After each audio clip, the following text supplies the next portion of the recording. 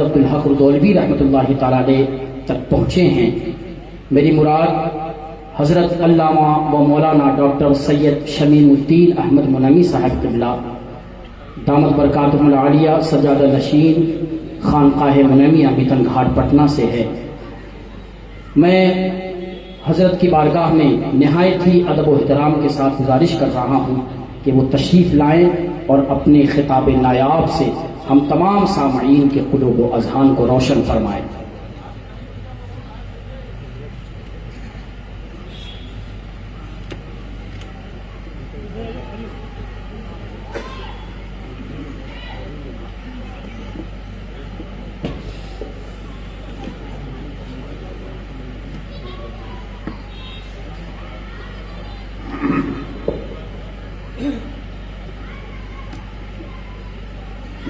بسم اللہ الرحمن الرحیم نحمده ونصلی ونسلم علی رسوله الکریم وعلی آلہ واصحابہ واہل بیتہ واولیاء امتہ اجمعین۔ قال اللہ تبارک وتعالی فی القرآن المجید والفرقان الحمید هو الذي بعث في الأميين رسولا منهم يتلو عليهم آياته ويزكيهم ويعلمهم الكتاب والحكمة آمنت بالله ورسوله وصدق الله مولانا العظيم۔ حضور صاحب سجادہ مسند شیخ العالم مخدوم نا مولانا حضرت شاہ عمار احمد احمدی نیر میاں صاحب دامت برکاتہم القدسیہ، دیگر مشائخ کرام، علماء اعظام، خانقاہوں کے سجادہ نشینان، نمائندگان سجادگان، خانقاہ امجدیہ سیوان کے التفاق امجدی اور دوسرے معزز حاضرین و ناظرین و سامعین، اس سے قبل کہ اس متبرک مقام پر، اس بابرکت موقع پر کچھ عرض کرنے کی جسارت کی جائے، آئیے ہم اور آپ مل کر بارگاہ نبوت اور بارگاہ اہل بیت نبوت میں درود پاک پیش کرنے کی سعادت حاصل کریں۔ اللہم صلی علی سیدنا و مولانا محمد معدن الجود والکرم ومنبع العلم والحلم والحکم وعلى آلہ واصحابہ واہل بیتہ وبارک وسلم۔ سب سے پہلے تو اس مقام کی، اس جگہ کی جو حیثیت ہے، وہ یہاں داخل ہونے والے کو اگر اللہ توفیق دے تو وہ دنگ، محو حیرت، ڈرا ہوا، سہما ہوا، کانپا ہوا، ساتھ ساتھ امیدوار، رحمت سے نہاتا ہوا، برکت کی امید لگائے ہوئے اندر داخل ہوتا۔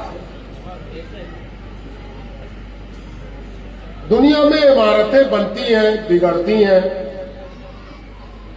کچھ عمارتوں کو دنیا ورلڈ ہیریٹیج بنا دیتی ہے کہ بھائی یہ دنیا کی سطح پر، عالمی سطح پر دھروہر ہے۔ ہیریٹیج کیا ہے؟ دھروہر ہے۔ لیکن میں آپ سے کیا عرض کروں، ایک دھروہر اور ہے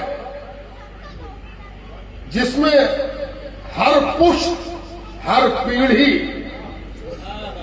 ایک نئی اینٹ کی طرح رکھاتی ہے، اور یہ دھروہر حیرت انگیز ہے انسانی تاریخ میں کیسے کیسے بادشاہ اس دنیا میں ہوئے جن کو دنیا کا فاتح کہنے میں لوگ ان کی بڑائی کرنے میں چوکتے نہیں. سکندر، ہلاکو، چنگیز، اور اس بھارت میں بھی پتہ نہیں کون کون.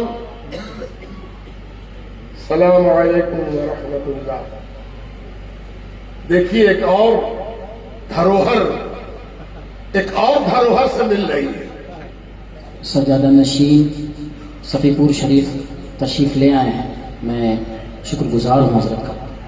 میں جس دھروہر کی بات کہہ رہا تھا، دیکھیے یہاں اسٹیج پر کئی دھروہر جمع ہے. بادشاہوں کی اولاد دنیا میں کھوجنے سے نہیں ملے گی. اگر مل بھی جائے تو اس حال میں ملے گی کہ آپ سوچیں گے کہ ان پر افسوس کریں کہ ان کے وہ باپ جو بادشاہ ہوا کرتے تھے ان پر افسوس کریں. ہے نا؟ میں توجہ چاہتا ہوں. کسی کو رکشا چلاتے ہوئے آپ دیکھ لیجیے اور پتہ چلے کہ بادشاہ کی اولاد ہے، اور کسی بادشاہ کی ونشاولی کھوج لیجیے اور ونشاولی میں کوئی ملے ہی نہیں. دونوں حقیقت ہے، دونوں پائے جا رہا ہے. کیا اللہ تبارک و تعالیٰ کا فیصلہ ہوتا ہے. وہ دن بھی کیا دن تھا جس روز وقت کے فرعون نے نبی کی اولاد کے دنیا سے رخصت ہونے پر ان کو ابتر کہا. ابتر عربی کا یہ لفظ شاید عربی جاننے والوں کو بھی کبھی نصیب نہ ہوگا. یعنی عربی ایسی زبان ہے کہ اتنا بڑا سمندر ہے اس کے پاس الفاظ کا، وکیبلری اتنی ہے کہ عربی زبان کے بڑے بڑے ماہرین بھی اس بات کا دعویٰ نہیں کر سکتے کہ وہ عربی کے الفاظ سے پورے طور پر واقف ہیں. منظور نے لغت لکھی اور کس نے لغت لکھی. ایک ہندوستان کا آدمی مصر چلا گیا اور مصر جا کے اس نے ایک لغت لکھی تاج العروس.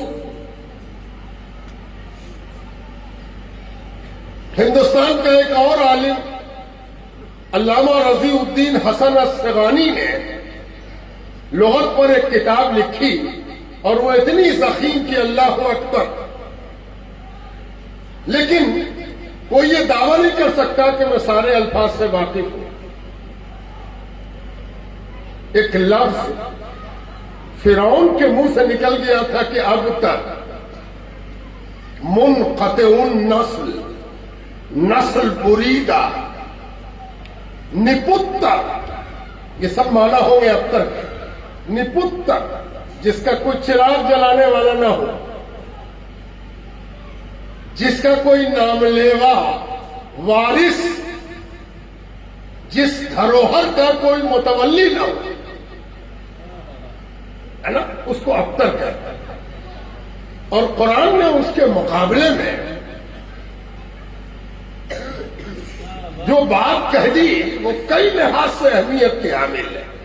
ایک تو یہ کہ ایک ٹکڑے میں آسمان توڑنے کی کوشش ہوئی تھی، ایک ہی ٹکڑے میں اس پر آسمان توڑ دیا گیا. ان شانئک ھو الابتر. تو سامنے دیکھ کے بولتا ہے ابتر، ہم قیامت دیکھ کے بولتے ہیں ابتر. سبحان اللہ. تو سامنے دیکھتا ہے کہ نہیں اولاد کا انتقال ہو گیا، یہی دیکھ کے تو نے لفظ ابتر استعمال کیا ہے. ارے بڑا نادان ہے، طفل مکتب ہے. سن، جب بندہ ابتر کہے تو وہ سامنے دیکھ کے کہتا ہے، اور جب مولا ابتر کہے تو وہ قیامت تک دیکھ کے کہتا ہے. ابتر، ہے نا. اللہ ڈر لگتا نہیں، کانپ جاتا آدمی کہ بڑوں کی شان میں گستاخی کبھی کبھی سامنے کی سچائی ہو کے بھی قیامت تک کے لیے جھوٹ بن جاتی ہے. اور آپ دیکھ رہے ہیں کہ یہ جس دھروہر کی طرف ہم نے آپ کو اشارہ کیا 600 سال گزرنے کو آ رہے ہیں، اور ان 600 برسوں میں یہ گہما گہمی تقریباً 600 سال ادھر بھی 500 کچھ سال حضرت مخدوم شاہ صفی،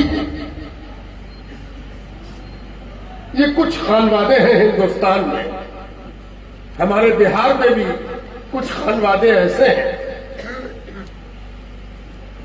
پتا ہے حضرت نیر میاں 18ویں سجادہ نشین ہے، 18ویں سجادہ نشین، اللہ اکبر، ہے نا؟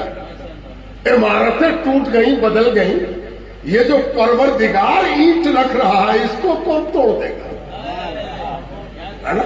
یاد ہے آپ کو گنبد بنا لینا، مینار بنا لینا، اونچے اونچے ایوان بنا لینا، یہ تو تمہارے بس میں ہے، لیکن سنو قانون قدرت ہے کہ وہ سب ایک دن مٹ جائے گا، مٹتا رہا ہے، مٹ کے کھنڈر ہو جائے گا، لیکن جس اینٹ پر اللہ اینٹ رکھے گا اس کو کون مٹا دے گا؟ ہے نا؟ ہم کبھی کبھی نیر میاں کو دیکھتے ہیں تو ایک آدمی کے اندر ایک شاعرانہ تخیل بھی ہوتا ہے، اور شاعری کرنے والا اگر اپنے شاعرانہ ذوق کے نتیجے میں حقیقت کا جلوہ دیکھ لے تو پسندیدہ ہے، اور مصنوعی اور فکشن ذہن میں اس کے آ جائے تو مردود ہے۔ تو میں ان کو جب دیکھتا ہوں تو ایک نظر میں سوچتا ہوں کہ حضرت شاہ العالم کا خون ہے، یہ شاہ العالم کی اولاد ہے نا، شاہ العالم کا وارث ہے۔ تو ایسا لگتا ہے کہ پیٹھ پیچھے سے کوئی تھپک کے کہتا ہے کہ نگاہ یہیں تک گئی، اور اوپر بڑھو، اور تھوڑا اوپر بڑھو، تم یہیں تک رک گئے، تم آگے نہیں بڑھے۔ تم نے حضرت ابراہیم ادھم بلخی کا نام نہیں سنا؟ یہ ان کی اولاد بھی ہے نا؟ اور ایک روز اسی خیال میں، تجسس میں میری مزید رہبری کی اور ایک تھپکی پیچھے سے اور لگائی اور کہا تجھ کو، تو حدیث پڑھتا ہے، حضرت عبداللہ ابن عمر رضی اللہ تعالی عنہما نظر نہیں ہے، اور سیدنا عمر فاروق نظر نہیں ہے رضی اللہ تعالی عنہ، ہے نا؟ تو مجھے محسوس ہوا کہ یہ جو کبھی کبھی آپ دیکھتے ہوں گے نیر میاں کو جو فیصلہ لیتے ہیں وہ جلدی لیتے ہیں اور پتھر کی لکیر لیتے ہیں، ہے نا؟ دو بات ہوئی، جو فیصلہ لیتے ہیں وہ بہت دیر میں لیا تو فیصلہ نہیں ہوتا، رکا ہوا فیصلہ نہیں ہوتا، ہے نا؟ اور جو ہوتا ہے وہ پتھر کی لکیر ہوتا ہے، اور یہ فاروقی صفت ہے، یہ صفت فاروقی ہے۔ اتفاق سے یہاں دو فاروقی بیٹھے ہوئے ہے نا؟ اچھا دیکھیے یہاں دو رنگ فاروقیت کا آپ کو نظر آئے گا۔ اب ایک اور دلچسپ بات سن لیجیے، کبھی کبھی کوئی کہتا ہے کہ خانقاہوں میں شیعت آ گئی ہے، شیعت، ایک کمنٹ سن لیجیے، کبھی کبھی سنیے گا آپ کی خانقاہوں میں آج کل بہت رافضیت بڑھ گئی ہے۔ تو جو یہ بات کہتا ہے اسے ہم کہتے ہیں کہ ذرا سا پہلے خانقاہ کا مطالعہ کرو، خانقاہ کا مطالعہ تم نے کیا ہی نہیں ہے، اور خانقاہ کا مطالعہ شروع کہاں سے ہوتا؟ اگر کوئی پوچھ دے کہ ہم کو خانقاہ کے بارے میں پڑھنا ہے تو کون سی کتاب پڑھیں؟ آپ سوچ رہے ہوئے ہم کسی کتاب کا نام لیں گے؟ جی نہیں، میں بتاتا ہوں، جو خانقاہوں پر تنقید کرنا چاہ رہا ہے اسے پہلے اپنے کو پڑھنا چاہیے، ہے نا؟ خود کو جب تک وہ پڑھے گا نہیں، وہ خانقاہوں کے بارے میں کوئی بھی کتاب پڑھے اس کا فائدہ نہیں ہونے والا ہے، اور جب خود کو پڑھے گا تو اس کو احساس ہوگا کہ جتنا چشتی صابری خانوادہ ہے، چشتی صابری خانوادہ، اس پر یہ الزام شیعت کا کبھی تم لگا ہی نہ سکو گے، اس لیے کہ وہ تو قبر میں جس کا شجرہ لے کے جا رہا ہے وہ حضرت عمر فاروق کی اولاد ہے نا؟ اس لیے یہ الزام کسی اور پر لگانا، پہلے شجرہ دیکھ لو۔ تم تو اس چکر میں ہو کہ خلیفہ ثانی کا نام لے کر اپنی گندگی کو باہر نکالے۔ تم کس چکر میں ہو؟ خلیفہ ثانی تو خلیفہ ثانی ہے، ان کے بعد کی بیسیوں پشت ہمارے یہاں مبارک بھی ہے، مستحسن بھی ہے نا؟ تو یہ دھروہر ہے، یہ دھروہر ہے کیوں؟ کیا وجہ ہے اس دھروہر کی؟ کیا وجہ ہے کہ یہ خاندان اتنا مبارک اور مستحسن ہے؟ اس کی سب سے بڑی اور بنیادی وجہ یہ ہے کہ اس نے ہمیشہ دنیا کے لیے اس نیابت کا حق ادا کیا ہے جو اللہ کے رسول صلی اللہ علیہ وآلہ وسلم کی سب سے بڑی خاصیت بیان کی گئی ہے کہ وَمَا أَرْسَلْنَاكَ إِلَّا رَحْمَةً لِّلْعَالَمِينَ، سارے جہان کے لیے آپ کو رحمت بنا کر بھیجا۔ تو یہ ممکن نہیں ہے کہ کوئی ایسا آدمی رحمت للعالمین کی گدی پر بیٹھ جائے جو اپنی کمیونٹی کے لیے تو رحمت ہو اور دوسرے کے لیے زحمت ہو جائے، یہ ہو نہیں سکتا۔ ماشاءاللہ۔ السلام علیکم ورحمۃ اللہ۔ نعرہ تکبیر، نعرہ تکبیر، نعرہ رسالت، نعرہ رسالت، فیضان حضور شیخ العالم، فیضان حضور شیخ العالم سید ظفر اقبال صاحب قبلہ، سید اسلم میاں وامقی صاحب قبلہ، نعرہ تکبیر، نعرہ رسالت۔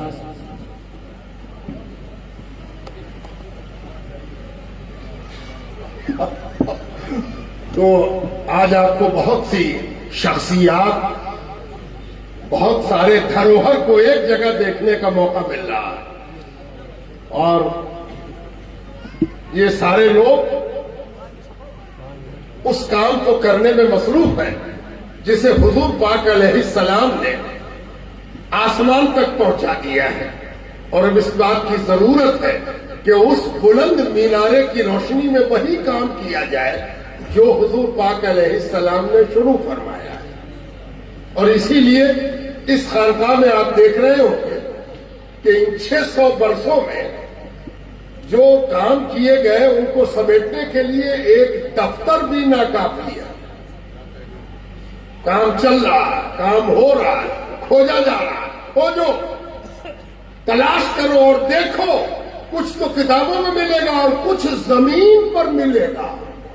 زمین پر نظر ڈالو، دھرتی پر نظر ڈالو، تم کو نظر آ جائے گا کہ کیا کیا ہے خانقاہوں نے، خانقاہ کیا کرتی ہیں، خانقاہوں کے کام کرنے کا ڈھنگ اور سلیقہ کیا ہے۔ یہاں آج ہم لوگ جلسہ دستار بندی میں شرکت کر رہے ہیں۔ جلسہ دستار بندی ہندوستان میں اس کی تاریخ پتہ نہیں کتنی پرانی ہے، آسان نہیں ہے کسی تاریخ کو پتہ کر لیں، لیکن سب سے پرانی دستار بندی کا ذکر خواجہ نظام الدین اولیاء کے احوال میں ملتا ہے، اور اس سے ایک بات پتہ چلتی ہے کہ خواجہ نظام الدین اولیاء رحمت اللہ علیہ کی دستار بندی ہوئی تو یہ پہلا واقعہ نہیں تھا۔ اس کے مطلب یہ ہے کہ دستار بندی ہوتی تھی۔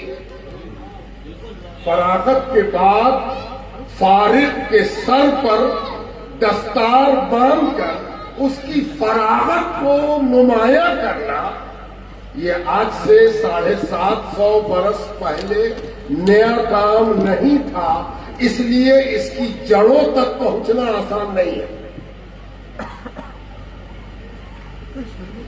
اب میری جو اصل توجہ ہے وہ جس طرف ہے وہ آپ کو دکھا رہا ہوں کہ خواجہ نظام الدین اولیاء کی جب دستار بندی کا وقت آیا تو ان کے استاد علامہ علاء الدین اصولی، جو حضرات زینے پہ کھڑے ہیں ان سے میں گزارش کروں گا کہ وہ اندر آ کر خانقاہ میں بیٹھ جائیں. جب کوئی جو آدمی حضرات بڑا زینے ہو پہ جاتا ہے، کھڑے ہیں وہ اندر آ جائیں. جب کوئی آدمی مہان ہو جاتا ہے، ایکسٹرا آرڈینری ہو جاتا ہے، غیر معمولی ہو جاتا ہے، تو اس کا استاد بھی یاد رکھا جاتا ہے کہ کون استاد تھا. مجھے یاد آیا کہ مختوم جہاں شرف الدین یحییٰ منیری رحمت اللہ علیہ کی جب فراغت ہوئی تو ان کے استاد نے ان کے گرد چکر لگایا، ان کی گردش کی.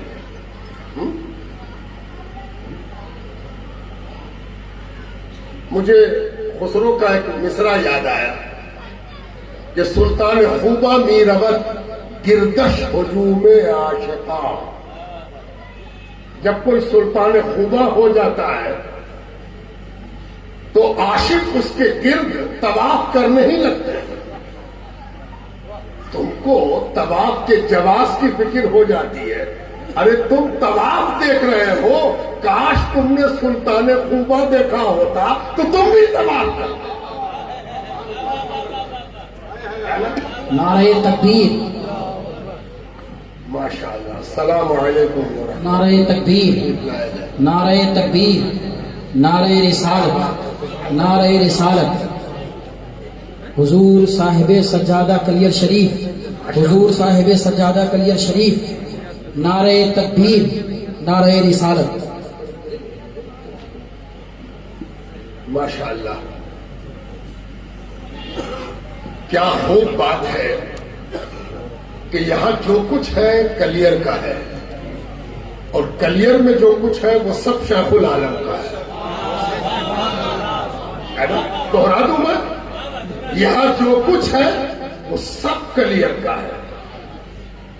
کلیر کے علاوہ یہاں کچھ ہے ہی نہیں.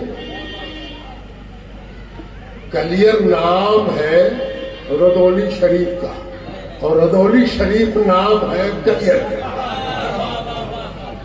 یہاں جو کچھ ہے صابر کا ہے، اور صابر کے یہاں جو کچھ ہے وہ سب احمد عبدالحق سے مل کر صابر کے یہاں پھر سے جگمگایا ہے.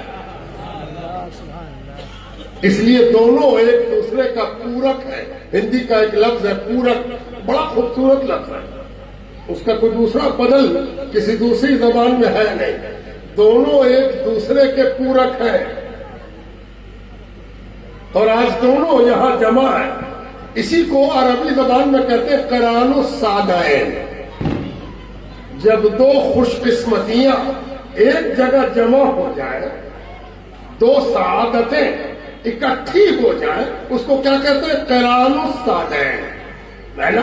وہ یہاں قران الصادین ہے نا. تب میں یہ عرض کر رہا تھا کہ خواجہ نظام الدین اولیاء کی دستار بندی میں ایک خاص پہلو ہے، اور وہ بڑا امپورٹنٹ ہے، اور اس سے آج کا رشتہ ہے. اس لیے میں اس طرف آپ کی توجہ مبذول کرا رہا ہوں. وہ پہلو یہ ہے کہ خواجہ نظام الدین اولیاء کے استاد ہیں علامہ علاء الدین اصولی. بہت بڑے آدمی ہوں گے. خواجہ نظام الدین اولیاء نے ان سے پڑھا تھا، وہ ان کے استاد تھے. وہ دور بھی ویسا تھا کہ جو چیز تھی تو خالص تھی، ملاوٹ نہیں تھی، اڈلٹریشن نہیں تھا، مینوپولیشن نہیں تھا. تو علامہ علاء الدین اصولی بہت بڑے آدمی ہوں گے. لیکن میری نگاہ میں ان کے بڑے ہونے کی ایک دوسری دلیل ہے. وہ بہت بڑے استاد ہوں گے، علم حدیث اور علم فقہ پڑھاتے تھے بطور خاص، قدوری تمام کرائی تھی انہوں نے. وہ بڑپن یہ ہے کہ انہوں نے خواجہ نظام الدین اولیاء سے کہا کہ اے محمد بداؤنی، تم نے تو ایک بڑی کتاب پوری کر لی ہے، اور تم اب اس بات کا حق رکھتے ہو کہ تمہارے سر پر دستار، امامہ، پگڑی باندھ دی جائے، تاکہ دنیا دیکھ لے یہ جو امامہ باندھا جاتا ہے وہ اسی لیے ریکوگنیشن، سب کو پتہ چل جائے، کاگنیزنس، سنگیان، سب کو اچھی طرح گیان ہو جائے کہ یہ لڑکا، یہ نوجوان، یہ آدمی، یہ شخص، یہ ویکتی اب وہ نہیں ہے جو پگڑی باندھنے سے پہلے تھا، اب اس کو پگڑی کے بعد دیکھو کیسا ہے۔ بات سمجھ میں آئی؟ تو پگڑی سنگیان ہے، کاگنیزنس ہے، اچھی طرح بتا دیا گیا۔ تو پگڑی باندھنی تھی تو علامہ علاء الدین اصولی پگڑی منگواتے اور کہتے کہ بلا باندھتے نہیں، علامہ علاء الدین اصولی نے پگڑی باندھنے کے لیے فرمایا کہ جاؤ پگڑی کسی اللہ والے سے بندھوانی چاہیے، پگڑی کسی اللہ والے سے بندھوانی چاہیے۔ یہ جملہ علامہ علاء الدین اصولی کا میرے لیے بہت اہمیت کا حامل ہے۔ کیوں حامل ہے؟ آپ پوچھ سکتے ہیں کیوں، اس میں کون سی خاص بات ہے؟ کتنے عالم سے آپ نے یہ بات سنی ہے؟ کسی کا نام بتا دیجیے جس نے یہ بات کہی ہو کہ پگڑی کسی اللہ والے سے بنوانی چاہیے۔ روز پگڑی بنا رہے ہے نا، روز دستار بندی کا جشن ہے، آج یہاں ہے کل وہاں ہے، اور اس شعبان کے مہینے میں تو کثرت سے ہے۔ مزہ تو یہ ہے کہ جو لوگ دستار بندی کو بدعت سمجھتے تھے اب ان کے یہاں بھی جشن دستار بندی ہے نا؟ تب کسی کو یہ چنتا نہ ہوئی، اور کس کو چنتا ہوئی آگے ہم بتائیں گے، کسی کو یہ چنتا نہ ہوئی کہ اللہ والے سے پگڑی بنوانی چاہیے، ہے نا؟ جانتے ہیں علامہ علاء الدین اصولی کا خط میری نگاہ میں کیوں پڑ گیا؟ اس کے لیے ایک محاورہ مشہور ہے، پتہ نہیں کس کا کہا ہوا ہے، لیکن جس کا کہا ہوا ہے اگر مل جائے تو اس کے قدموں تلے کی خاک کو سرما بناؤ۔ اس نے کہا تھا کہ ولی را ولی بھی شناسن، ولی را ولی بھی شناسن، ولی کو ولی پہچانتا ہے نا؟ علامہ علاء الدین اصولی ولی رہا ہوگا، وہ ولی ہوگا، ہے نا؟ کہا اللہ کے کسی ولی سے، اللہ والے سے پگڑی بنوانی چاہیے۔ اب خواجہ نظام الدین اولیاء کھڑے ہیں، ابھی پگڑی نہیں بندھائی ہے کہ فیصلہ لے سکیں، جب تک پگڑی بندھائی نہیں ہے ابھی استاد سے سبق باقی ہے۔ توجہ چاہتا ہوں، یہ آخری سبق ہے جو علامہ علاء الدین اصولی پڑھا رہے ہیں۔ کیا سمجھتے ہیں آپ؟ یہ گفتگو ہے، بات چیت ہے، ڈسکشن ہے؟ نہیں، یہ سبق ہے جو خواجہ نظام الدین اولیاء کو علامہ علاء الدین اصولی پڑھا رہے ہیں۔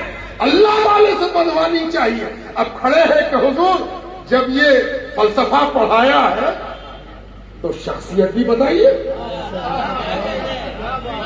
توجہ چاہتا ہوں، حضور آپ تو متن پڑھاتے ہو پھر چلا دیتے ہو، متن پڑھا کے تشریح کرتے ہو، تو یہ متن تو آپ نے پڑھا دیا کہ اللہ والے سے پگڑی بنوانی چاہیے۔ اب اس کی شرح یہ ہوگی کہ اللہ والا فلانا ہے، اللہ والا یہ ہے، اللہ والا وہ ہے۔ تو علامہ علاء الدین اصولی کہتے ہیں کہ جاؤ بدایوں کی گلیوں میں تلاش کرو، علی مولا نام کے ایک مرد حق ملے گا، ایک حق کا بندہ ملے گا، رجال اللہ میں سے ایک ملے گا، ہو سکے تو اس کو پکڑ کے لے آؤ، اس کو دھر کے لے آؤ، ہے نا؟ پکڑ کے لاؤ اس کو کہ وہ تمہاری پگڑی باندھ دے۔ ارے بڑے غضب کا معاملہ ہے صاحب، علامہ علاء الدین اصولی نے تو باضابطہ کتابیں پڑھی، پڑھائی ہے، یہ جس کے بارے میں کہہ رہے ہیں ان کی سند کہاں سے آئی؟ ان کے پاس کون سی سرٹیفکیٹ ہے؟ ان کے پاس کون سا شجرہ تدریس ہے؟ سمجھ میں بات نہیں۔ اچھا، جس کے پاس سند نہیں ہوتی اس کی سند دوسرے طریقے سے دیکھی جاتی ہے۔ ہو سکتا ہے کہ کسی شاگرد کو یہ خیال آ گیا ہو کہ سند پر دستخط کس کا ہو؟ جو خود مستند ہو وہی نہ دستخط کرے، ہے نا؟ تو کہا اچھا تیرے بھی سوال کا جواب مل جائے گا، بولا نا۔ آ گئے، آئے بھی کیسے ہو؟ میں نے حدیث پاک میں پڑھا کہ حضور پاک علیہ السلام کو جب کوئی بلانا چاہتا تھا کہ حضور کو لے آتے، حضور پاک علیہ السلام کو لے آتے، تو بڑی فکر ہوتی تھی کہ حضور آ جائے، حضور میرے گھر پر آ جائے، حضور میرے کام میں آ جائے، حضور میری طرف آ جائے۔ ڈر بھی لگتا تھا کہ حضور اگر رد کر دیں گے سوال تو حضور کو کیسے لانا؟ آسان ہے، میری حیثیت کیا کہ حضور کو لے آؤ؟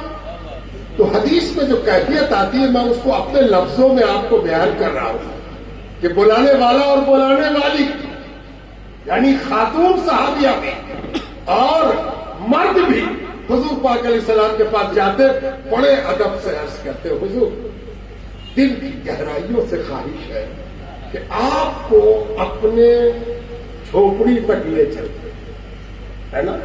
بڑے ادب سے عرض کرتے، پوری محبت کے ساتھ، پوری عقیدت کے ساتھ، حقیقت کے ساتھ۔ اس کے بعد کیا کرتے؟ ذرا جرأت کر کے دونوں ہاتھوں سے حضور کا ہاتھ پکڑتے، ہے نا؟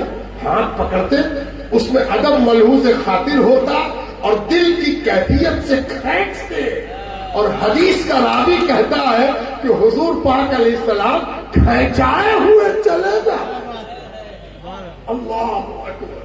حضور پاک علیہ السلام کھینچائے ہوئے چلے جاتے، کھینچنے والا کھینچے جاتا، ڈر ڈر کے کہ کہیں بے ادبی نہ ہو جائے، اور محبت سے کہ کہیں حضور چھوٹ نہ جائے، کھینچے چلا آ رہا ہے اور حضور کھینچائے چلے آ رہے ہیں، ہے نا؟ شاید یہی منظر ہوگا علی مولا کو لانے، ہے نا؟ کہ خضر نظام الدین اولیاء جیسا جوان صالح، ہائے ہائے، جس کی جوانی کو کوئی سمجھ نہیں سکا تھا، وہ علی مولا کو کھینچے لیے چلا رہا۔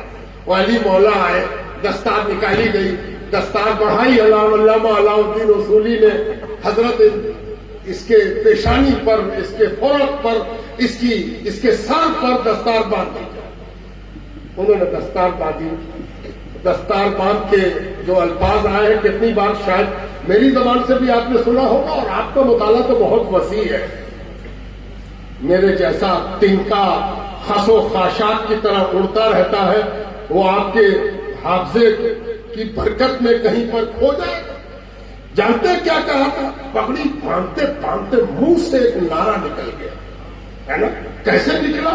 بالکل ویسے جیسے کوئی حقیقت سینے میں اس طرح جوش کھا رہی ہو کہ دبانا مشکل ہو، وہ نکل کے رہے گی، ہے نا؟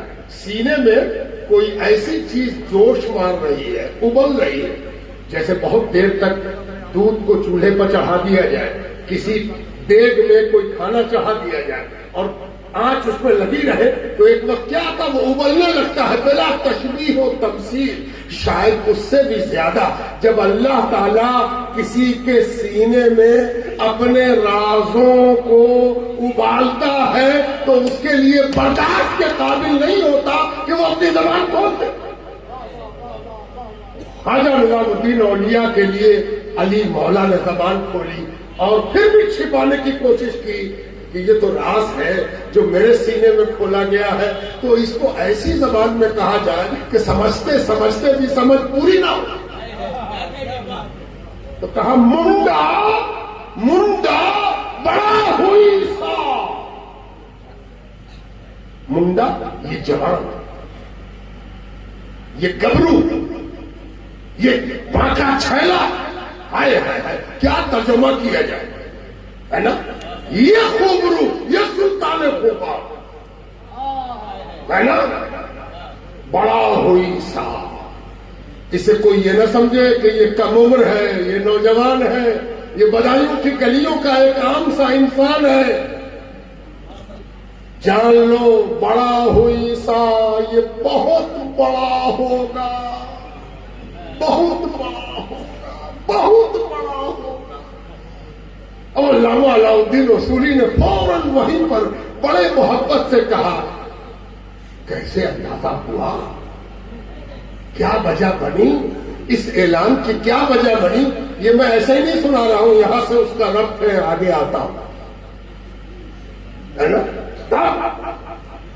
علامہ علاء الدین اصولی پوچھنے لگے کہ علی مولا اتنا بڑا اعلان، وہ بھی مستقبل کا، ہم لوگ جو کچھ پڑھاتے ہیں وہ یا تو ماضی ہوتا ہے زیادہ سے زیادہ حال ہوتا ہے۔ توجہ چاہتا ہوں، کتاب کا علم کہاں تک محدود ہے؟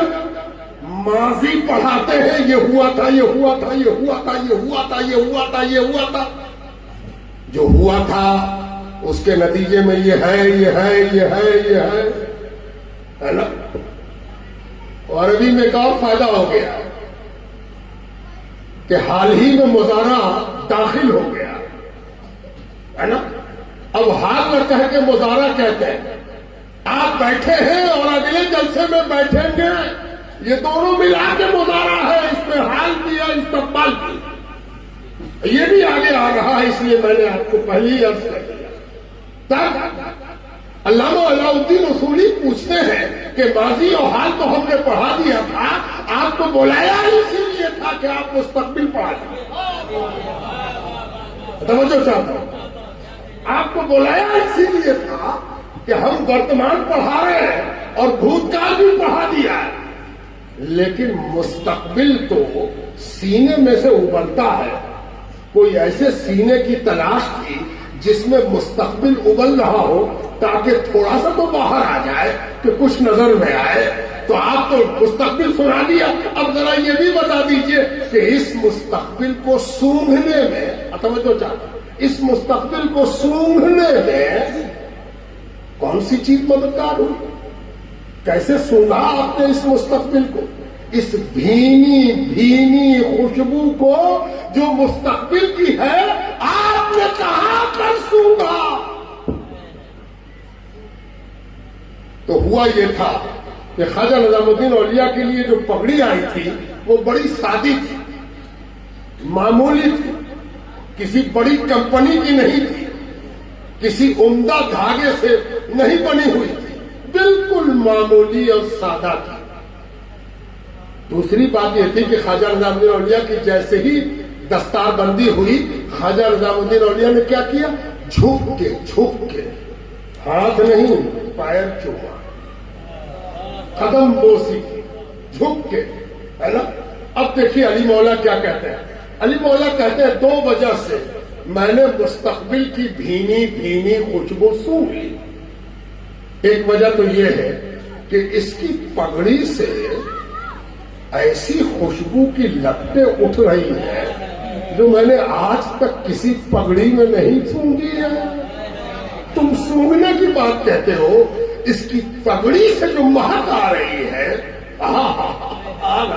بعد میں معلوم ہوا کہ یہ پگڑی والدہ نے سوت کاٹ کے بنوائی تھی اور باوضو سوت کاٹا تھا۔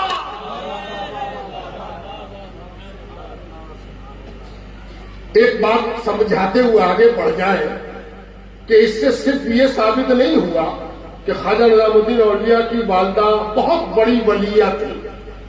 اگر آپ یہیں تک سمجھ سکے تو آپ سمجھدار تو ہیں لیکن دستار بندی کے لائق نہیں ہیں، دانشور تو ہے لیکن دستار بندی کے لائق نہیں۔ تو کیا نہیں سمجھ سکے؟ سمجھ یہ نہیں سکے کہ اگر آپ کو اور ہم کو بھی شوق ہو جائے کہ میرا بھی بال بچہ بڑا ہو تو کچھ ایسا کرنا پڑے گا، ہے نا؟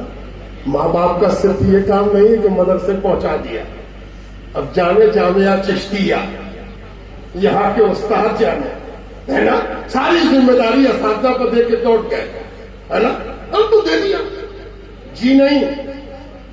ماں باپ کی ذمہ داری ہے کہ اس نے اگر ایسا سپنا سجویا ہے کہ میرا بیٹا کامیاب عالم ہو، کامیاب حافظ ہو، کامیاب انسان بنے، کامیاب بیٹا بنے، کامیاب باپ بنے، تو اس کو بھی، ماں باپ کو بھی، مربی کو بھی اپنے لیے کچھ کرنا ہوگا تاکہ اس کے خواب کی تعبیر اللہ مہربانی کے قلم سے لکھے۔ ہے نا. ایک بات تو انہوں نے یہ بتائی, اب دوسری کیا وجہ بتائی. فرمایا پگڑی باندھ کے کہیں کوئی جھکتا ہے, پگڑی باندھنے کے بعد کوئی جھکے, پگڑی باندھنے کے بعد تو آدمی سوچے کہ اب سب میرے آگے جھکے, ہم تو پگڑی باندھ لیے, ہے نا. آج کل شادی بیاہ میں جو دلہا پگڑی باندھ رہا ہے وہ پورے سسرال کو جھکائے ہوئے ہے نا. اب پگڑی باندھ کے دلہا جو ہے ایسا ایسا ہے کہ اللہ کی پناہ کہ اس پگڑی میں اس پر غضب یہ ہوا کہ اس نے کوشش کیا کہ باراتی کو بھی پگڑی باندھ دے. اب بعض بارات میں دیکھا ہم نے کہ جتنے باراتی ہیں سب پگڑی باندھے ہوئے ہیں. ہم نے کہا دیکھو جھوکنے کو ملٹی پلائی کیا گیا ہے, جتنا پگڑی والا ہے سب کے آگے جھوکتے ہو, ہے نا. جھوکو سب اس پگڑی والے کے, ہے نا. علی مولا کہتے ہیں اس نوجوان نے, اس لڑکے نے, اس طالب علم نے پگڑی باندھ کے قدم بوسی کی ہے. اللہ اپنی آبادی کو, اللہ تعالیٰ اپنے بندوں کو, اللہ تعالیٰ دنیا کو اس کے قدموں میں جھکا دے. السلام علیکم ورحمۃ اللہ. اہلاً وسہلاً مرحبا. تشریف لائیے.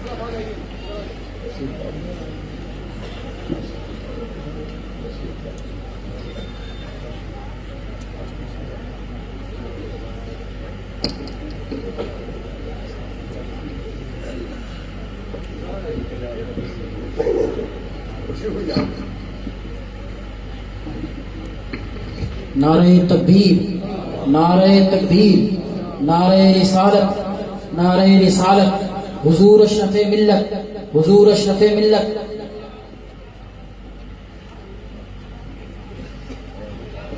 پاکیزہ اور نورانی مجلس میں ہم سب کی سعادت مندی ہے کہ حاضری کا شرف حاصل ہو رہا ہے, اور وہ بھی وہ شرف جو اشرف کی موجودگی میں حاصل ہو. تو علی مولا کہتے ہیں کہ اللہ تعالی دنیا کو اس کے قدموں میں جھکا دے گا. علامہ علاء الدین اصولی شاید یہی چاہتے تھے کہ ماضی اور حال تو پڑھا دیا ہے, مستقبل بھی ایک استاد طے کر دے جو مستقبل سکھا دے کہ مستقبل کیسے سونگا جاتا ہے, مستقبل کو کیسے بیان کیا جاتا ہے, اور مستقبل کی دانائی کا راز کیا ہے. آپ کہیں گے واقعہ کہے کو سنایا, ہم تو بہت سن چکے ہیں, آپ کے منہ سے بھی سنا ہے, یہی سنا کے چلے جائیے گا. جی نہیں, میں آپ کو ایک خاص وجہ سے یہ واقعہ سنا رہا ہوں. جانتے ہیں کیا ہوا؟ یہاں جہاں آج دستار بندی میں آپ بیٹھے ہیں, جامعہ چشتیہ کے فارغین کی دستار بندی ہے نا. تو کیا ہے, ایک مدرسے کے فارغین کی دستار بندی, ایک مدرسے کا تعلیمی سال مکمل ہو رہا, ایک مدرسے کے فارغ کامل کامیاب طلباء کو پگڑی باندھ دی جائے گی, سند دے دی جائے گی, چلے جائے, یہی نہ ہوگا. جی نہیں, یہ وہاں دستار بندی ہے, یہ اس مقام پر دستار بندی ہے, یہ اس جگہ پر دستار بندی ہے جہاں ذرا توجہ سے سنیے گا, بڑا ذمہ دار جملہ ہے, جہاں لوگ اپنے فارغین کو لے کر آتے تھے کہ دستار بندی ہونی ہے, لیکن کہاں ہوگی, کہاں ہوگی؟ شیخ العالم کی چوکھٹ پر ہوگی, شیخ العالم کی چوکھٹ پر ہوگی, ہے نا. اور شیخ العالم کی چوکھٹ ہی پر نہیں ہوگی, بہت سے اس چوکھٹ پر آتے ہیں, ان کو چوکھٹ سے اوپر دکھائی نہیں دیتا, وہ چوکھٹ ہی دیکھ کے واپس ہو جاتے ہیں, ہے نا, اور سمجھتے ہیں کہ مزار سے میرے تعلق کا حق ادا ہو گیا. ان کو معلوم ہی نہیں کہ جو دستار بندی کے لیے اپنے خزانے کا سب سے قیمتی موتی یہاں لاتا تھا, وہ صرف چوکھٹ کے لیے نہیں لاتا تھا, चौखट तक लाके चौखट वाले को बुलाता था, आओ नीचे उतरो, तुम बहुत ऊंचे हो, तुम जो किसी के लिए नीचे उतरोगे तो वो ऊंचा हो जाएगा। आओ, है ना? तारीख में वाकयात खोजेंगे तो आपको मिल जाएंगे। हजरत मौलाना अल्लामा आले रसूल मार हरवी रहमतुल्लाह ताला अलैह जब फारिग हुए तो उनकी दस्तारबंदी के लिए कौन सी कमी थी? मारहरा में दस्तारबंदी होती, है ना? बिलग्राम में दस्तारबंदी होती, सफीपुर में दस्तारबंदी होती, है ना? सब बारगाहें हैं और सब बड़े बड़े बुजुर्गों के आस्थाने हैं, लेकिन लेके चले और लेके कहा आए यहां आए और यहां आके दस्तारबंदी की गई, है ना? मुमकिन है कि आप कहिए कि अच्छा हो गया। जी नहीं, जब मोहल्ला सौदागरान में, है ना, बरेली शरीफ में मंजर इस्लाम के कायम करने का इरादा किया गया कि एक ऐसा मदरसा हो जिसमें मंजर इस्लाम हो, और उसमें जो तलबा आए वो पहली कोशिश में सिर्फ 2 थे। 2 तलबा तो हैरान मत होइएगा कोई अगर ये सोच ले कि 2 ही तालिब इल्म थे। दरअसल ये पढ़ाई ऊंचे दर्जे की आला किताबों की थी, ये पहले दर्जे की पढ़ाई का मामला नहीं था, और इसीलिए उस जमाने में अगर 2 तालिब इल्म भी ऊंचाई के दर्जे तक पहुंच गए थे तो ये बहुत बड़ी बात थी। और जब उनमें से एक को दस्तारबंदी की मंजिल आई तो खुद फाजिल बरेलवी हजरत अल्लामा मौलाना शाह अहमद रजा खां फाजिल बरेलवी कहां लेके आए, किस चौखट तक आए? क्या चौखट तक आके उन्होंने अपना काम पूरा कर लिया? चीखते चिल्लाते नारा लगाते हुए जिंदाबाद नारे तकबीर करते हुए आए और चौखट में आए, चौखट वाले की कोई फिक्र नहीं, है ना? आपने बहुत दफा देखा होगा नारा गाजा बाजा आ गया, चौखट से बड़ी मोहब्बत है, चौखट वाले से ताल्लुक नहीं है। ये फाजिल बरेलवी ने उसी दिन इस पर क्रॉस का निशान लगा दिया था और फरमाया चौखट तक भी लाए हैं, चौखट वाले को भी बुलाएंगे। ऊपर से कहा गया हुजूर इल्तिफात की निगाह डालिए, आप तो इस्म बा मुसम्मा है, आपकी निगाहें इल्तिफात अगर पड़ गई तो फिर कुदरत भी मुल्तफित होगी। तवज्जो फरमाइए, इंसाफ फरमाइए, करम फरमाइए, है ना? याद आया कुछ? अली मौला याद आए, अल्लामा अलाउद्दीन उसूली याद आए?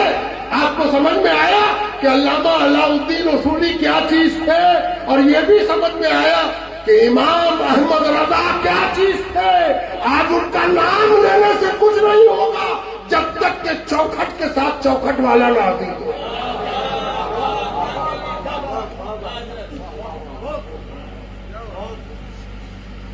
आए और मलिकुल उलमा होने वाले की दस्तारबंदी, कान खोल के सुनो उलमा, उलमा की दस्तारबंदी जहां भी हो जाए, मलिकुल उलमा की दस्तारबंदी यहां होती है। मलिकुल उलमा अल्लामा सफरुद्दीन बिहारी, उनकी दस्तारबंदी यहां हुई। और सिर्फ यहां पर मत जोर देना, जोर इस बात पर दो कि इल्तिफात के हाथों से पनिगाहे इल्तिफात, है ना? और इस इल्तिफात को पैदा कराने में खुद बनफ्स नफीस आजिज़ाना मुनकसिराना झुके हुए खुद फाजिल बरेलवी हजरत इसकी दस्तारबंदी कर दी जाए ताकि इसके नामो नमूद से हम सबका नाम रोशन रहे, है ना? और मलिकुल उलमा की दस्तारबंदी इस खानकाह के साहिब सज्जादा हजरत मौलाना मखदूमना शाह इल्तिफात हुसैन अहमदी साबरी चिश्ती फारूकी रहमत उल्लाह ताला अलैह ने फरमाई। ये भी कोई ना सोचे कि वो तो बहुत से लोग कहते हैं कि उनके यहां तो बिदअत बहुत है। ये सब वहशत लोगों को बहुत हो जाती है। सुन ले कान खोल के, दौरे मुताखरीन के अक्सर खानवादे इल्म का इल्मी शजरा जाकर फिरंगी महल से मिलता है। जो अपना शिजरे तलम्मुज़ फिरंगी महल पहुंचा ले, वो यकीन मानिए कि उलमा की जमात से है ना। उलमाए फिरंगी महल, उलमाए फिरंगी महल इस बात की कोशिश करते थे कि दस्तारबंदी या तो यहां हो या फिर जहां हो कोई शेखुल आलम का जानशीन हो जो इस पर दस्तार बांधे, है ना। ये है वो वजह जिस वजह से मैंने आपको ये वाकया सुनाया। और इस वाकये के नतीजे जो होते हैं वो आपको मालूम है कि मलिकुल उलमा और दूसरे वो जिनका नाम हमने लिया आले अहमद मार हरवी रहमतुल्लाह अलैह मखदूम वक्त, क्या हुआ उनका मुस्तकबिल। मुंडा बड़ा हुई सा ऐलान वहां हो गया था और तफसीर यहां लिखी जाती रही कि आले अहमद मार हरवी रहमतुल्लाह अलैह का मुकाम इतना बड़ा हुआ कि फाजिल बरेलवी जैसा मुरीद उनको मिला, है ना। देखा आपने, मुंडा बड़ा हुई सा ऐलान वहां है और ख्वाजा निजामुद्दीन औलिया के ततब्बों में तफसीर साबरी मसनद से लिखी जा रही है ना। तो ये इस खानका का तशख्खुस है, इनफरादियत है, खुसूसियत है, अनोखापन है, बांकपन है, बेमिसाल बात है। इसीलिए मैं तो उस चौखट से दाखिल होता हूं तो मुझे बहुत डर मालूम होता है। वो डर जिसमें मोहब्बत भी शामिल है, वो डर नहीं जो अलग कर दे, वो डर जो करीब होने का सलीका सिखाता है ना। डर दो तरह का होता, एक डर से आदमी भाग जाता है, दूसरा डर वो होता है जिससे करीब होने का अदब और सलीका और शिष्टाचार सीख जाता है। वो डर है ना, वो महसूस होता है कि किस बारगाह में हम आए हैं, है ना। बहुत से लोगों को जो आजकल बड़े बड़े मुल्ला मौलवी कहला रहे हैं, उनको किताबों के मतन से दिलचस्पी इतनी बढ़ गई है कि इन शख्सियात से उनकी निगाहें नाबीना हो गए। उनको सिर्फ रोशनी दिखाई देती है, हुरूफ दिखाई देते हैं, उनको अल्फाज दिखाई देते हैं। और जिसका नूरानियत वाला इल्म सूख जाए वो कितने दिनों तक हरफ और लफ्ज पढ़ाएगा और क्या पढ़ाएगा, है ना। इल्म जानते हैं किस चीज का नाम है? इल्म नाम है मुस्तकबिल जानने का। तवज्जो चाहता हूं, बात तमाम कर रहा हूं क्योंकि बड़ी बड़ी शख्सियात यहां बैठी हैं और मैं ज्यादा देर आपका वक्त लेना नहीं चाहता। इल्म नाम है मुस्तकबिल जान लेने, है ना। साहिब इल्म कौन है? अगर मेरे इस दावे को आप समझना चाहिए तो इल्म का दावा किसके शख्सियत को शोभा देता है? बोलिए, कुछ दिमाग में लाइए, कल्पना कीजिए कि इल्म का दावा किसको शोभा देता है? जगराज को ताज तुरे सर सोहे, इल्म तो उसी को शोभा देता है। कौन सा इल्म? जो इल्म बताता है कि कल क्या होगा, जो इल्म बताता है कि कहां पर कौन गिरेगा, कहां पर किसका पैर होगा, कहां पर किसकी गर्दन होगी। इल्म तो वही ना है, इल्म तो उसी का नाम ना है जो रोती हुई बिलकती हुई खातून जन्नत को करीब बुलाता है और कान में कुछ कहता है और उस रोती बिलकती खातून के चेहरे पर مسکراہٹ کھلکھلا جاتی ہے۔ علم تو اس کا نام ہے نا، علم تو اس کا نام ہے کہ جو نام لے کے پکارتا ہے ابو بکر فی الجنہ، عمر فی الجنہ، عثمان فی الجنہ، علی فی الجنہ، سعد ابن عبادہ فی الجنہ۔ علم اس کا نام ہے، علم اس کو کہتے ہیں۔ اور اسی علم کی طرف اشارہ کرتے ہوئے اللہ تعالیٰ فرماتا هو الذی بعث فی الامیین رسولا منہم۔ معلوم ہے تم کو کس نے بھیجا ہے ان کو، کس کے فرستادہ ہے یہ، کس کے رسول ہے یہ، کس نے ان کو نبی بنایا، کس نے ان کو بھیجا ہے؟ معلوم ہے تم کو؟ ارے اس نے بھیجا ہے جس نے ان پر یہ ذمہ داری دی ہے، یتلو علیہم آیاتہ، ان کا کام یہی ہے، فرض منصبی یہی ہے، ان کی شان یہی ہے، ان کا رتبہ یہی ہے۔ کیا رتبہ ہے؟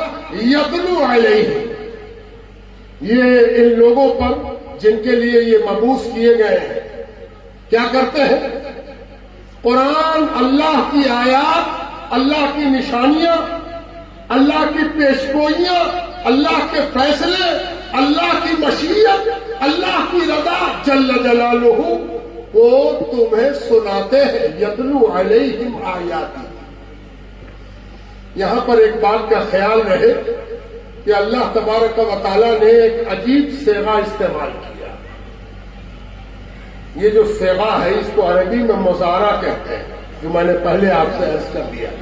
مضارع عربی ایسی زبان ہے، عربی زبان کی کچھ خصوصیات ہیں۔ ایک دو مثالیں دیکھ لیجئے چھوٹی چھوٹی۔ ایک مثال یہ ہے کہ عموماً دنیا کی تمام زبانوں میں الا ماشاء اللہ ایک آدھ دو کو چھوڑ کر ایک وچن اور بہو وچن، سنگولر پلورل، واحد جمع، پوری دنیا کی زبانوں میں یہی حال ہے۔ عربی اور سنسکرت یہ دو زبانیں دنیا کی ایسی ہیں، اور بھی ہوں گی اللہ بہتر جانے، لیکن دو زبانیں میرے علم میں ہیں جن میں زمانہ اس بات کو جانتا ہے کہ یہاں واحد اور جمع کے درمیان تثنیہ بھی، یعنی ایک وچن، دیو وچن اور تب بہو وچن، یہ تین چیزیں پائی جاتی ہیں۔ اسی طرح عربی میں ایک اور خاص بات ہے کہ ان کے یہاں زمانہ دو میں سمٹ جاتا ہے، زمانہ تین ہے، ماضی، حال، مستقبل، ہے نا، پاسٹ، پریزنٹ، فیوچر۔ لیکن عربی کیا کرتی ہے؟ پریزنٹ اور فیوچر کو ملا کے مضارع کہتی ہے۔ مضارع میں کیا ہوتا؟ مضارع میں جو لفظ مضارع کے صیغے میں ہوتا ہے اس سے دونوں معنی ایک ساتھ نکلتے ہیں۔ یتلو علیہم آیاتہ، نبی کیا کریں گے؟ اللہ کی آیات تم پر تلاوت کرتے ہیں یا کریں گے؟ کرتے ہیں اور کریں گے۔ شاید نبی کی ذات کو دیکھیے، ایک بات عرض کر رہے ہیں، بڑی معمولی بظاہر میرے منہ سے نکل رہی اس لیے معمولی ہے، لیکن بڑی غیر معمولی ہے۔ اب کسی آدمی کے ایک پیر کو دو پیر سے تو نہیں دکھایا جا سکتا، کتنا عائدار ہو جائے گا وہ معاملہ جس میں ایک ہی آدمی کے لیے ہم دو ٹینس استعمال کریں؟ نہیں۔ تو پروردگار نے کیا کیا؟ نبی کی ذات کو صحیح طور پر دنیا کے سامنے متعارف کرانے کے لیے حال اور استقبال کے صیغے کو ملا کے مضارع فرما دیا، اور مضارع میں نبی کی شان بیان کی کہ نبی کا کام حال میں تمام نہیں ہوگا، مستقبل تک کو محیط ہوگا۔ یعنی نبی قرآن کو سناتا ہے، سنائے گا۔ قیامت تک کی ذات نبی کی ہے۔ اس میں دو باتیں ہیں، ایک تو نبی کا زمانہ قیامت تک ہے، جو کوئی بھی قرآن سنے گا وہ اسی نبی کی تلاوت کو سن رہا ہے قیامت تک۔ اب پیچھے سے جو ٹوکتا ہے حافظ ابھی رمضان میں سبحان اللہ اللہ اکبر سبحان اللہ اللہ اکبر، یہ کیا ہے؟ یہ ٹوکا اس سے جا رہا ہے کہ نبی کے راستے سے ہٹ رہے ہو، اور نبی نے پیش پڑھا تم زبر پہنچا، اور نبی کا ایک حرف چھوٹ گیا، نبی کا ایک لفظ چھوٹ گیا، یتلو علیہم آیاتہ، نبی اللہ کی آیات کو سناتا ہے، سنائے گا، ہے نا؟ وَيُزَكِّيهِمْ، اور اس کا کلام ایک اور ہے کہ یہ نبی کیا کرتا ہے۔ ابھی ایک اسکول کی نوٹس دیکھ رہے ہیں کہ اسکول نے گارجینز کو نوٹس کی کہ اپنے بچوں کا ناخن بنوا کے بھیجا کیجیے اسکول، اور کپڑے اپنے دیکھ لیا کیجیے کپڑا صاف ہے کہ نہیں، ٹھیک سے واش ہوا ہے کہ نہیں، اور کپڑا اگر واش ہو گیا تو آئرن ہوا ہے کہ نہیں، ہے نا؟ الٹ کے دیکھیے کہ کالر صحیح ہے کہ نہیں، ایسا تو نہیں کہ باہر سے اچھا لگ رہا کالر الٹا تو معلوم ہوا کہ 5 دن سے یہی قمیض پہن رہا۔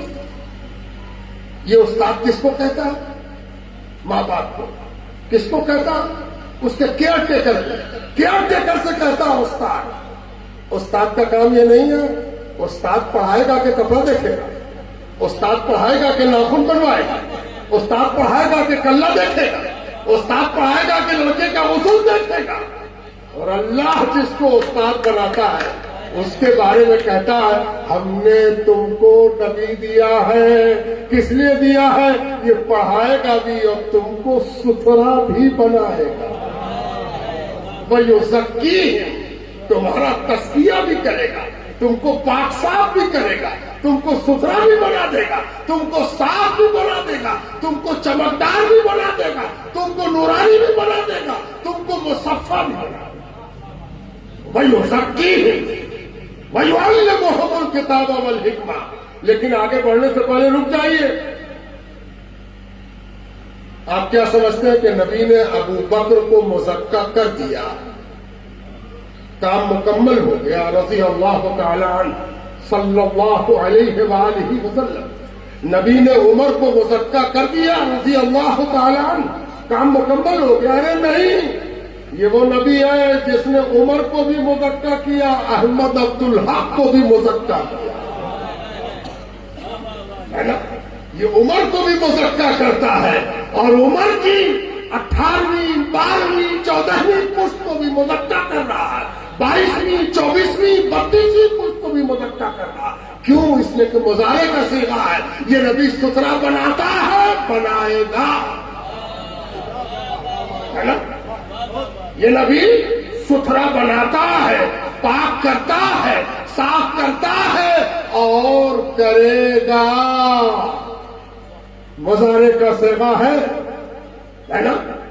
وَيُزَكِّيهِمْ وَيُعَلِّمُهُمُ الْكِتَابَ وَالْحِكْمَةَ، اور یہ کتاب و حکمت کی تعلیم بھی دیتا ہے، یہ کتاب و حکمت کی تعلیم دیتا ہے اور دے گا۔ یہی اس کی شان ہے، اور اس کی شان کے 2 جلوے ہیں۔ جس کو یہ سمجھنے میں مشکل آتی ہو وہ مدارس کو غور سے دیکھے کہ یہ مدارس اسی ترتیب اور اسی منہج پر قائم ہے کہ جس طرح تعلیم دی جاتی تھی وہ آج بھی دی جا رہی ہے۔ تو یہ ظاہری بات ہے، اور باطنی بات خانقاہوں میں قائم ہے کہ خانقاہیں وہاں سے تعلیم دے رہی ہے جو نور نبوت مشکات نبوت کی تجلی ہے، کہ وہاں سے وہ تعلیم دی جا رہی ہے۔ اور کبھی کبھی تو صاف کہہ دیا جاتا ہے مراقبہ کرو، مراقبے میں خود کو ڈوب جاؤ، مراقبہ کرو۔ تو ایک مرید نے پوچھا کہ مراقبے سے کیا معنی؟ گردن جھکا کے بیٹھ جانا، گردن جھکا کے بیٹھے رہے، کتنے دیر بیٹھے رہے؟ شبنم گر رہی، کب تک بیٹھے؟ ارے نہیں، مراقبے کا دوسرا نام احسان ہے۔ مراقبہ احسان کو کہتے ہیں، احسان مراقبے کو کہتے ہیں۔ احسان کے مطلب ہی ہوتے ہیں کہ اس طرح عبادت کرو کہ جس کی عبادت کر رہے ہو اس کو تم دیکھ رہے ہو، اور اگر اس منزل تک نہ پہنچے ہو یا تم کو لگے کہ ہم کہاں دیکھ پا رہے ہیں؟ ارے بے وقوف، تو اس طرح تو عبادت کر، ایسا مراقبہ تو کر کہ جس کے لیے تو نے مراقبہ کیا ہے وہ تجھ کو دیکھ رہا ہے، وہ تجھ کو دیکھ رہا ہے نا۔ یہ مراقبہ کیوں کرایا گیا؟ اس لیے کہ صوفیاء اس بات کے قائل ہیں کہ مراقبے میں تعلیم ہوتی ہے۔ مراقبے میں کیا ہوتی ہے؟ تعلیم ہوتی ہے۔ کچھ دیر بیٹھو تو اس نیت سے کہ جس کے لیے بیٹھے ہیں وہ دیکھ رہا ہے۔ معلوم ہے یہاں یہ عمل دہرایا جا چکا ہے، پتہ نہیں کتنے بار دہرایا گیا، لیکن ایک بار تو ایسا دہرایا گیا کہ سورج سے زیادہ روشن ہے۔ شیخ عبد القدوس گنگوہی جیسا فاضل جلیل آیا اس دروازے ہے نا۔ شیخ احمد عبد الحق تو بڑے آدمی ہیں، ان کے بیٹے اور پوتے کا رتبہ کیا تھا ہم کو آج تک سمجھ میں نہیں آتا ہے نا، سمجھ ہی نہیں آتا۔ ہم کبھی کبھی حضرت کے پوتے کے مزار پر جاتے ہیں، غور سے دیکھتے ہیں کہ یہ مزار شیخ عبد الحق کے پیر کا، شیخ عبد القدوس کے پیر کا، عبد القدوس گنگوہی، باپ رے باپ، اتنا بڑا نام، اللہ اکبر ہے نا۔ کبھی کبھی ایسا ہوتا ہے کہ علی مولا کی طرف پگڑی باندھنے والا غائب ہو جاتا ہے۔ آج بدایوں میں کھولتے چلے کہ علی مولا کہاں پر ملے گا بھائی، علی مولا کہاں ملے گا۔ کبھی کبھی میں بھی بہت کھوجا ہو جائے ایک آدھ دو بار، تو کسی نے پیٹھ پر ہاتھ رکھ کے کہا کہ وہ تو نظام الدین اولیاء کو ملتے ہیں، تم کو کہاں سے مل جائے گا؟ تم کو مل جائے گا، تم کیا سمجھو، تماشا سمجھ رکھا تم ہے نا۔ تو ہم نے جب یہ آنکھ کھوجا کہ وہ کہاں پر ہے بھائی، وہ محمد کہاں پر ہے، محمد احمدی جو شیخ عبد الحق محدث ہے، شیخ عبد القدوس گنگوہی کے پیر ہیں، تو کسی نے پیٹھ تھپک کے کہا کہ تم کو ملے گا، وہ عبد القدوس کو ملے گا، عبد القدوس کو ملے تھے۔ اللہ اکبر۔ اور جانتے ہیں کیا کہا؟ بس ایک بات تو کہا ہی تھا، اے عبد القدوس ذرا مراقبہ کرو نا۔ مراقبہ میں صرف یہ خیال رکھنا کہ احمد عبد الحق تم کو دیکھ رہے ہیں، پھر وہ جانے ہو تم جانو اور وہ جانے ہے نا۔ پیر اسی کا تو نام ہے، پیر کا نام ہے کڑی ملا دینے والا۔ اس نے کڑی ملا دی، کام پورا ہو۔ نہیں سمجھا؟ سب سے کامیاب آدمی وہ ہے جو ایک آزاد پڑے ہوئے ڈبے کو کس ٹرین سے جوڑنا ہے یہ جانتا ہے۔ سمجھا آپ نے؟ ریلوے لائن ہے، ایک پڑا ہوا پتہ نہیں کیا ہے، ڈبہ کس کے ساتھ جائے گا، کیا ہوگا۔ کہیں سے ایک آیا ذمہ دار آیا، ریسپانسبل آیا، اور اس نے کہا کہ یہ والا ڈبہ جو ہے اس ٹرین میں جٹے گا، ہے نا۔ اچھا تو جٹے گا، تب کیا کیا جائے؟ یا تو اس میں انجن لگا کے آگے لے جائے گا، یا انجن والے کو پیچھے لائے گا۔ کسی نے کہا نا اس میں تو بہت جھنجھٹ ہے، تم اسی کو لے جاؤ گا۔ ایک پتہ نہیں کہاں سے انجن آیا، اس کو اٹھا کے لے گیا، کبھی کبھی تو پیچھے سے ٹھیلتا ہوا لایا اور لا کے اس سے قریب کیا۔ بس ایک آدمی کا کام نہیں تھا، اٹھ کے آیا، ایسے کڑی گرایا، پھر وہ ڈبہ بڑا خوش قسمت ایسی ٹرین سے جڑا کہ سبحان اللہ۔ هو الذی بعث فی الامیین رسولا منہم۔ ساری بات کہہ کے پروردگار نے یہ بتایا جب سارا کمال تو تم سمجھ نہ سکو گے، لیکن جو بھی کمال تم کو سمجھ میں آ جائے خبردار اس کے لیے نگاہیں ٹیڑھی مت کرنا۔ یہ رب کا معاملہ ہے کہ وہ ایسا کراتا ہے، اس پہ چھیڑ چھاڑ مت کرنا، اس میں گڑبڑ مت کرنا، اس دھروہر کے لیے آنکھیں ٹیڑھی مت کرنا۔ اس دھروہر کے لیے آنکھیں ٹیڑھی کرو گے تو اِنَّ شَانِئَکَ هُوَ الْأَبْتَرُ۔ پتا ہے یہاں تو 18 پشت گزر گئی، اپنے بارے میں فکر کرو کہ یہاں کے بارے میں منہ ٹیڑھا کر رہے ہو، کتنی فکر ہوگی آگے جا کے تمہاری۔ کم سے کم یہاں تو اللہ کی تجلی دیکھتے کہ اللہ اللہ 18ویں پشت اور وہی رنگ و روغن، وہی قلبی گرمی قلب موجود ابھی تک۔ اللہ اکبر۔ میں مبارکباد دیتا ہوں یہاں کے فارغین کی، اللہ تبارک و تعالی ان پر رحمتیں فرمائے، اور آج جب ان کے سر پر دستار بندھا جائے تو وہ اس چوکھٹ کو جس انداز سے دیکھیں گے، دیکھنا چاہیے، وہ ان کے لیے شرف کی بات ہوگی۔ پگڑی تو کہیں بھی بندھا جاتا، لیکن وہاں بندھا رہی ہے جہاں ملک العلماء کی پگڑی بندھائی ہے نا؟ اور ہمیشہ اس بات کا وہ خیال رکھیں گے کہ اس بڑی بارگاہ سے ان کو نسبت حاصل ہوئی، اس کی برکت، اس کی رحمت ان کے ساتھ ہوگی، ان پر مہربانیاں ہوں، ان پر کرم ہوگا۔ میں نیر میاں کی کیا آپ سے عزت اور وقت بیان کروں؟ میں جب اندر گھستا ہوں تو میں ایک نظر چاروں طرف ڈالتا ہوں، تو میں نے ایک نظر ڈالا school, girls school, inter college, computer institute, ہے نا؟ یہ جو ملٹی ڈائمینشنل ایکٹیویٹی ہے، یہ نیر میاں کی بہت بڑی ہمہ جہت شخصیت کی آئینہ دار ہے۔ ان کی ایکٹیویٹی ایک لمحے کو فرصت نہیں ہے، یہ شخصیت ابھی یہاں ہے، ابھی وہاں ہے۔ قیادت کو ذرا نیند آئے تو کارخانہ قدرت الٹ جائے، ہے نا؟ قیادت اسی کا نام ہے نا؟ قطب ازجا نمی جنبت، قطب اپنی جگہ سے جنبش نہیں کرتا۔ تو میں نے اپنے استاد سے پوچھا جب میں پڑھ رہا تھا، قطب ازجا نمی جنبت، یہ کیا مطلب اس کے ہوتے ہیں؟ قطب تو چلتے بھی تھے، آج قطب یہاں ہے کل وہاں، یہ قطب ازجا نمی جنبت۔ تو مسکرا کے میرے شیخ نے مجھ سے کہا کہ قطب جگہ کا نہیں نہ ہوتا ہے، قطب تو مقصد کا ہوتا ہے۔ تو قطب یہاں رہے، وہاں رہے، وہاں رہے، یہاں رہے، قطب اپنے مقصد، اپنے ٹارگٹ، اپنی ذمہ داری سے الگ نہیں ہوتا۔ نیر میاں کہیں ہو، گھر کے اندر ہو، خانقاہ کے اندر ہو، مسجد کے اندر ہو، صحن میں ہو، مجلس سما سن رہے ہو یا ادھر بیٹھے ہو، ہر جگہ وہ اپنے مقصد پر ڈٹے ہوئے ہیں۔ جو مورچہ سنبھالے ہوئے ہیں، اس مورچے سے ہٹنے کا معاملہ نہیں۔ الحمدللہ اس شخصیت کو دیکھ کر بہت کچھ سیکھنے، سمجھنے، جاننے کا موقع ملتا ہے۔ بہت سی چیزیں ہم دیکھتے رہتے ہیں، ریڈ کرتے ہیں، مطالعہ کرتے ہیں، احتساب کرتے ہیں۔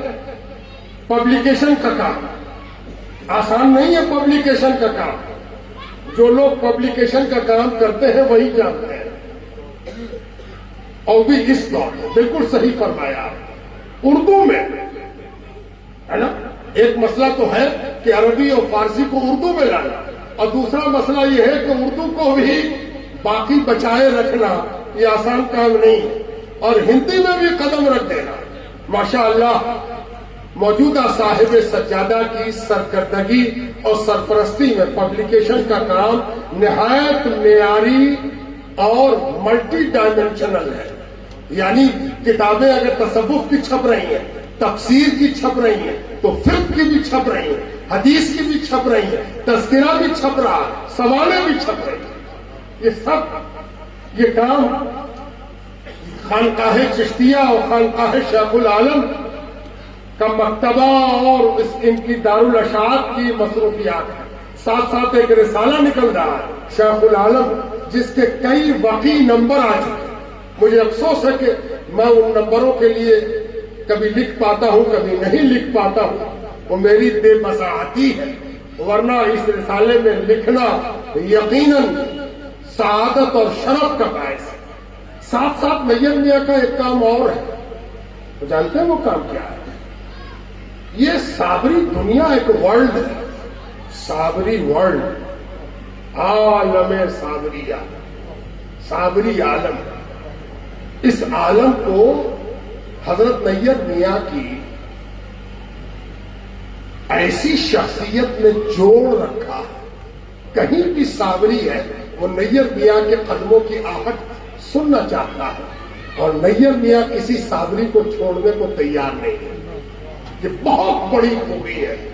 جس صابری خانقاہ میں نیر میاں نظر آ جاتے ہیں دل خوش ہو جاتا ہے کہ اسے کہتے ہیں صابری سلطنت کا سلطان، کہ اس سلطان سے صابری سلطنت کا کوئی گوشہ خالی نہیں ہے نا؟ دیکھیے یہاں کتنی صابری خانقاہیں بیٹھی ہیں، خانقاہ ابجدیہ سیوان یہاں موجود ہے، جو اس صابری سلسلے کی بہار میں ایک اہم اور مختلف خانقاہ ہے۔ ساتھ ساتھ حضرت نیر میاں کی ایک خوبی اور ہے، اور وہ خوبی یہ ہے کہ یہ صابری ورلڈ تک محدود نہیں ہے۔ انہیں معلوم ہے کہ صابری ورلڈ اس دنیا کا ایک حصہ ہے۔ اگر ہم دنیا سے کٹ گئے تو اپنی بنائی ہوئی دنیا اور اپنے بزرگوں سے ملی ہوئی دنیا کو کیا فائدہ پہنچا سکے؟ تو صابری ورلڈ کے سلطان حضرت نیر میاں صاحب جدید تقاضے، جدید مسائل، اصلی تقاضوں پر بھی بالکل ٹو دا پوائنٹ حاضر ہے، موجود ہے، رہبری کے لیے، رہنمائی کے لیے، وقت کو جگانے کے لیے، دنیا کو بتانے کے لیے۔ یہ ان کی ایک بہت بڑی خوبی ہے کہ آپ کبھی کسی مسئلے میں ان کو غافل نہیں پائیں گے، اور اگر کچھ بولتا ہوا پائیں گے تو یقیناً وہ دانشوری کی وہ قسم ہوگی جو دنیا کو فائدہ پہنچائے، کنسٹرکٹیو ہوگی، تعمیری ہوگی، ودھونسکاری نہیں ہوگی، گڑبڑ کرنے والی نہیں ہوگی۔ اس لیے حضرت نیر میاں کی شخصیت جامعہ چشتیہ کے لیے امر بنانے والی ہے۔ میں پھر ایک بار مبارکباد دیتا ہوں اساتذہ کو، طلباء کو، معاونین کو، دامے، دیرامے، قدمے، سوخانے، جن لوگوں نے بھی جامعہ چشتیہ کی مدد کی ہے، جنہوں نے محبت سے دیکھا ہے، جنہوں نے پیار سے دیکھا ہے، ان کو بھی اللہ تعالیٰ اجر عطا فرمائے، بامراد فرمائے۔ اور اس زمانے میں انہوں نے جو حفظ یا عالمیت کی سند تک بچوں کو پہنچایا ہے، وہ یقیناً ایک بڑا کنٹریبیوشن ہے، بہت بڑا کام ہے۔ اور پھر چلتے چلتے یہ بھی کہنا چاہتا ہوں کہ کل کے فارغین سے زیادہ آج کے فارغین کی ذمہ داری ہے۔ کل کے تقاضے کچھ اور تھے، آج کے تقاضے بالکل الگ ہیں اور جدا ہے۔ ضرور کل سے فائدہ اٹھائیے، لیکن اس کا خیال رکھیے کہ کل جو ہونے والا ہے اس کے بارے میں آپ کا فیصلہ آپ کی دانشوری پر دلیل بن سکے۔ بہت سوچ سمجھ کر، پھونک پھونک کر قدم رکھنا ہے۔ اور آپ یقین مانیے، ایک جملے میں اگر مجھ سے پوچھیے کہ ان صوفیاء کرام کا طریقہ اس سے بہتر پوری دنیا کے مسائل کا حل نہ تھا، نہ ہے، نہ ہوگا۔ اس لیے کہ یہ صوفیاء کرام اللہ اور رسول کی اس روش کو لے کے چلتے ہیں جس کو دیکھنے سے لوگوں کو لگتا ہے کہ یہ غلط ہے، لیکن غلط والے کو ایک دن ماننا پڑتا ہے کہ ہم خود غلط ہیں، یہ صحیح ہے۔ اس کو آپ کو لے کے چلنا ہے، اور اسی روش پر اور اسی مطمح نظر پر ہم آگے بڑھ سکتے ہیں اور کامیاب ہو سکتے ہیں۔ وَمَا عَلَيْنَا إِلَّا الْبَلَاغُ۔